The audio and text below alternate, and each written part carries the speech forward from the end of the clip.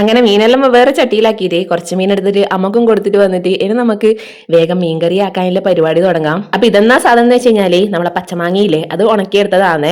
Taste നമ്മളെ വാളംപുളിയില്ലേ അതിന്റെ അതേ ടേസ്റ്റ് തന്നെയാണ് തിന്നാൻ വേണ്ടിയിട്ട്. ഉണങ്ങിക്കഴിഞ്ഞാല് കഴിഞ്ഞ മാങ്ങാക്കാലത്ത് ഞാനും അമ്മയും വസന്തമ്മയും കൂടി ചെത്തി വെയിലത്തിട്ട് ഉണക്കി വെച്ചതാണ് കേട്ടാ. കുറച്ച് നങ്കും പുതിയാപ്പിള എടുത്തിട്ട് ഇപ്പം കറി വെക്കാന്ന് വിചാരിക്കുന്നത്. നങ്ക് പൊരിക്കുന്നേ, പുതിയാപ്പിള നമുക്ക് നല്ല ഉണക്ക മാങ്ങയെടുത്ത് കറി വെക്കാം. നങ്കിനും പുതിയാപ്പിളക്കെല്ലാം നിങ്ങളെ നാട്ടിൽ പറയുന്ന പേര് കമന്റ്സിൽ കണ്ടു, അടിപൊളിയായിട്ടുണ്ട്.